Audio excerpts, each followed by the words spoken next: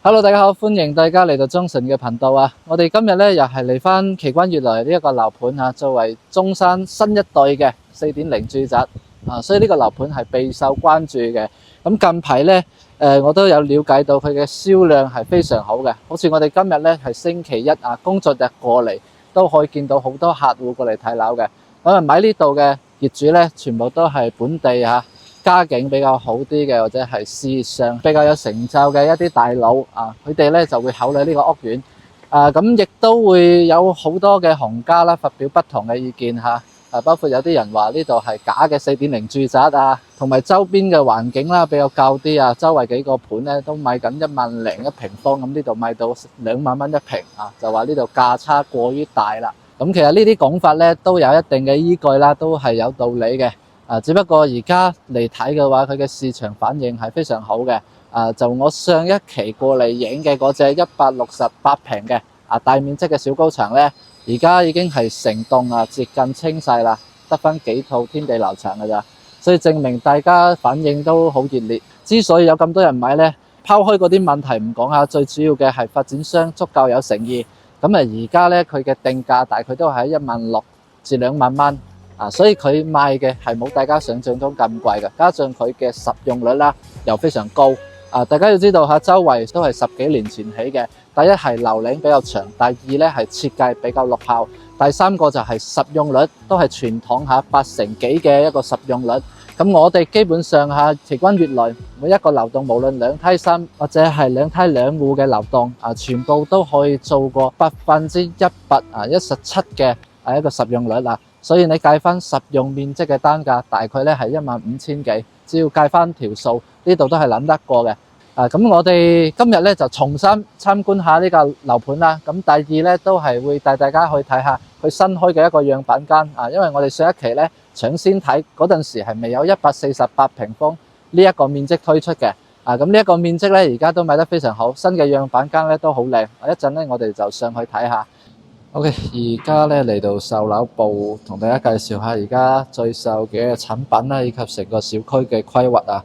咁而家大家見到嘅啲成舊都係我哋奇觀悅來呢個項目佔地係90畝嘅地塊，咁一共分咗3期去開發。大家見到而家立起身嘅呢5棟樓咧，就屬於係賣緊嘅一期。1期5棟，2期有7棟嘅，3期咧就係即係我哋小區入門口門口嘅呢個位咧係開放嘅，咁咧佢將來會作為一個雙傑去規劃。雙傑嘅建成之後效果咧可以參考杭州嘅玉料澤都係類似網紅打卡點嘅嗰啲商業範圍啦。因為我哋呢條路行過路對面咧就係天虹商場，咁如果到時候我哋嘅商業起好之後，咁同天虹嗰邊咧連成一片呢個商業規模咧係非常大嘅，可以吸引到更多嘅人咧過嚟消費。好，咁我哋而家睇翻1期嘅規劃1期一共咧就5棟樓，咁人行出入口就會喺呢度入去咧係三進院嘅一個宋式粵立歸家理聚啦。12棟11棟咧係聯排別墅，而家暫時未開賣嘅。咁8棟就係開篇同大家講過基本上清盤嘅嗰一個樓棟，而家仲得翻3套嘅尾房面積係168平，單價大概係2萬蚊左右嘅。嚟到呢邊咧就係而家最售嘅主力嘅戶型，會喺1棟同埋2棟呢邊1棟係2梯3伙嘅配置，03前面呢條腿咧係106平嘅4葉草戶型，01同埋02咧係120平方嘅南北通透嘅嗰隻戶型。咁1棟嘅單價大概係16000至17000嘅，因為佢2梯3嘅話，佢性價比係比較高啲嘅密度都會稍微高少少，所以定價冇咁貴啦。咁而家最售比較熱售嘅就係2棟嘅148平方單價大概咧係17000至18000之間，因為佢係2梯2伙嘅配置，可以做到專梯入戶嘅。咁全部都係一個南向嘅朝向一陣會帶大家上3樓嘅示範單位，帶大家去睇下呢一個實體單位究竟係點樣。咁講翻小區園林嘅規劃啦，我哋3進院之後呢個位咧係小區泳池，一共係有500平方嘅一個泳池分咗大人嘅同埋細路仔。旁邊咧仲會有一個兒童主題樂園啦。今次比較有特色嘅地方係喺呢邊嘅。呢邊咧佢會有個寵物樂園啊，咁對於好多中意養貓貓狗狗啊，特別係中意養狗嘅業主啊，係非常好嘅。咁你嘅愛寵咧就會有自己嘅活動空間啦，喺度都可以識到好多朋友嘅。呢度咧就係小區嘅一個中央大草棚啦。咁前面呢個位仲會有一個高爾夫球練習場嘅。呢邊包括夜光跑道呢啲都係一期嘅一個配套規劃。我哋一期用積率咧係1.5嘅，比正常3.0嘅供需小區低咗一半都唔止。所以成個入住舒適度佢嘅空間設計包括佢嘅一個綠化率咧都係做得比較好嘅。而家就上示範單位，大家去研究下。好，而家上到3樓睇下佢嘅交標。咁呢一間咧就係148平嘅，實用可以做到170平。咁係做咗3+M，相當於係3+2，一共有5間房，3個洗手間，一個獨門獨戶自己有專梯入戶嘅。呢度咧將來係一個 lift 位，而家未裝上去。呢邊可以俾我哋呢間屋去做收納啦。咁大家見到嘅所有嘢包括呢個雙開入戶門呢啲中央空調啦，呢個吊頂電視機背景牆冚唪唥咧全部都係交樓標準嚟嘅。即係發展商交俾你就係一個咁樣嘅後果。咁我哋客廳嘅開間頭先讀過啦，唔包含長體都有5.3米嘅。佢係做咗一個 LDK 嘅設計即係餐盒廚咧一體化。呢邊係我哋嘅一個餐廳位置啦，再入去係廚房。咁呢一個廳咧3個加埋咧係有去到57平嘅，咁大嘅面積。咁4.0同我哋之前嘅傳統住宅最大嘅區別就係實用率。第二個區別咧就係陽台嘅大細。咁我哋出嚟睇下嗰個陽台先。陽台咧一共係有27個平方嘅。我而家同攝像師嘅一個距離，大家就可以睇得到究竟呢個陽台有幾大可以俾你養好多花花草草嘅，同埋有好大嘅改檔空間。一陣咧我哋可以睇翻隔離嗰套發展商擺咗家私電器做咗裝修改裝完嘅嗰個效果，相信大家睇完咧係絕對非常有驚喜嘅。咁第二個4.0，佢嘅提升咧就係佢呢個樓底啦。因為我哋傳統住宅樓底係多數喺3米，咁4.0開始咧就全部都去到3.15米嘅樓底因為所有大面積嘅特別係去到83平以上嘅戶型啦，如果你都係3米樓底嘅話，你橫向就拉長咗啦，咁係唔顯大嘅。所以呢啲底積一定要搭配3.15嘅層高咧，先會顯得比較大氣嘅。咁廚房咧就做好俾你嘅，所有嘅包括呢度有台洗碗機咁都係交付標準嚟嘅。隔離仲有個生活陽台嘅位置如果你覺得廚房細，呢啲位都可以探出嚟嘅，可以利用翻。咁一唔係咧就開放嘅話，可以晾下衫，擺部洗衣機。喺我哋廚房嘅隔離咧，仲會有一間細房。呢一間房咧係我哋成間屋5間房入邊最細嘅一間。呢個空間如果對比我哋平時睇嗰啲89平已經係算一個大房嚟㗎啦。只不過我哋呢度房間多，建議大家可以做一個興趣房。因為如果你想擺床休息嘅話，我哋有更舒服嘅選擇。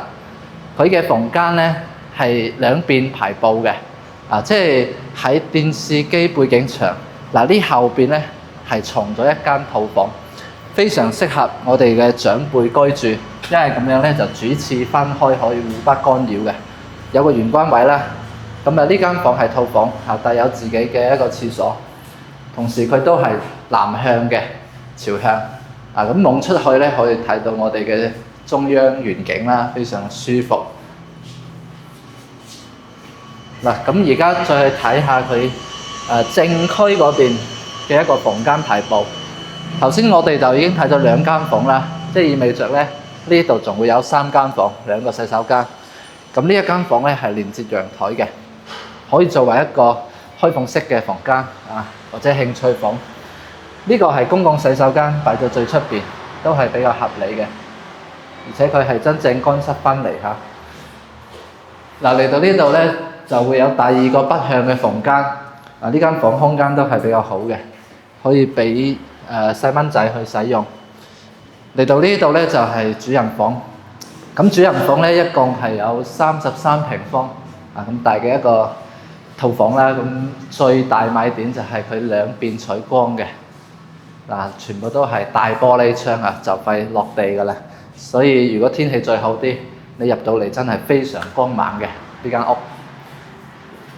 睇翻佢主人房套廁咧，佢交樓咧就已經係做咗呢啲俾你啦，雙星盤同埋呢個鏡櫃都係做好嘅。咁佢嘅企缸啦，同埋馬桶都係獨立嘅有封閉嘅一個空間。而家我哋就睇下發展商佢做好裝修改造之後嘅嗰個效果。好，而家睇下擺咗家私電器，咁發展商又喺裝修嗰度執一執睇下整體嗰個效果點樣嘅。呢個公區擺隻鞋櫃啦。呢度係冇乜太大改動嘅，主要睇下你呢個廳呢個廳嘅改動。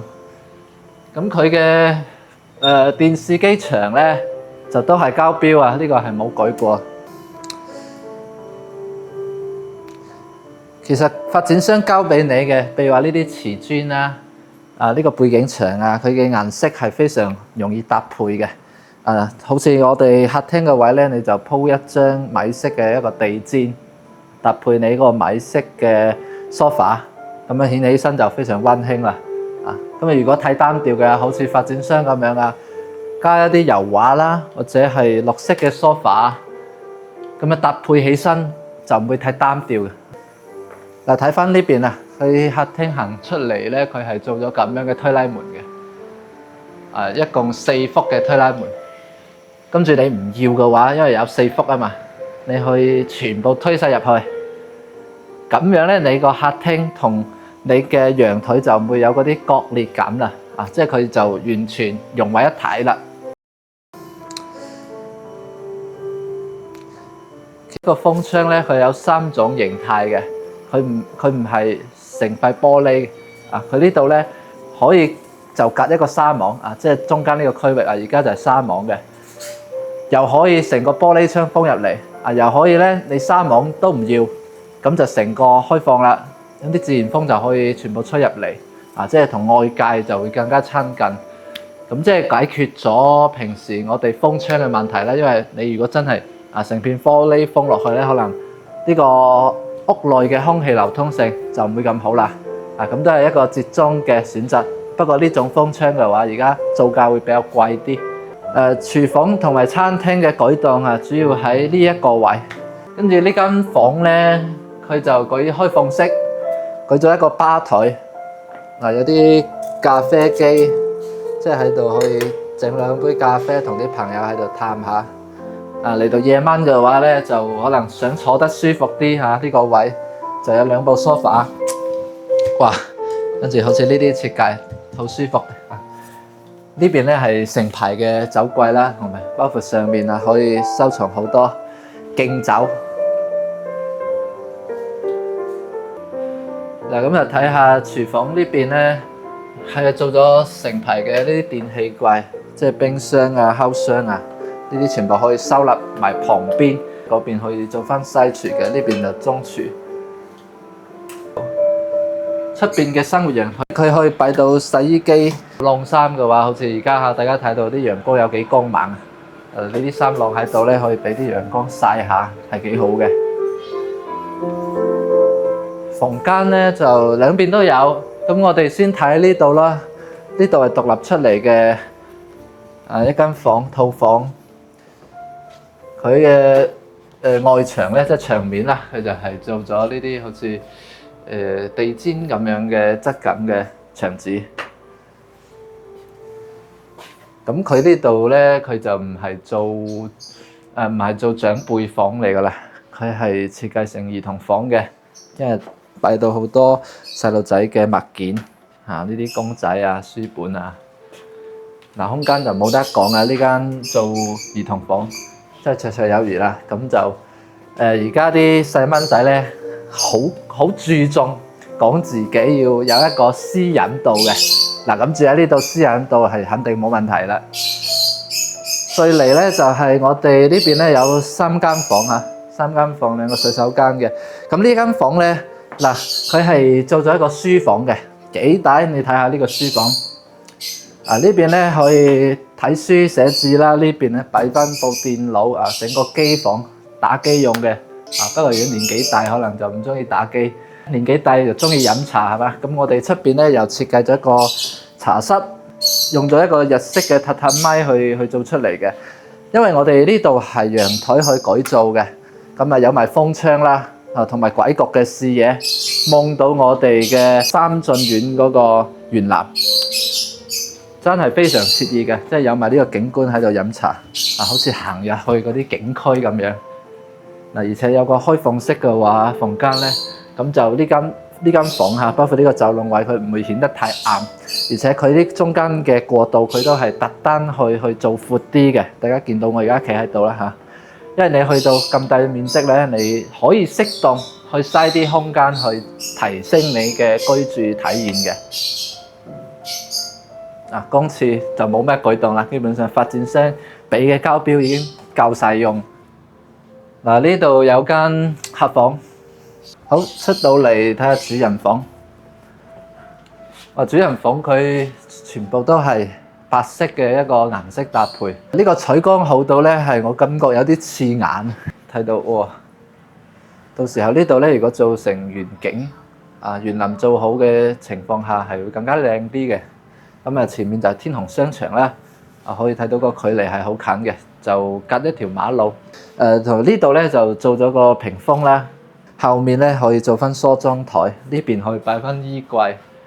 咁嗰度即係個轉角嘅位置，仲可以有個梳化，小梳化。廁所就冇咩變動啊。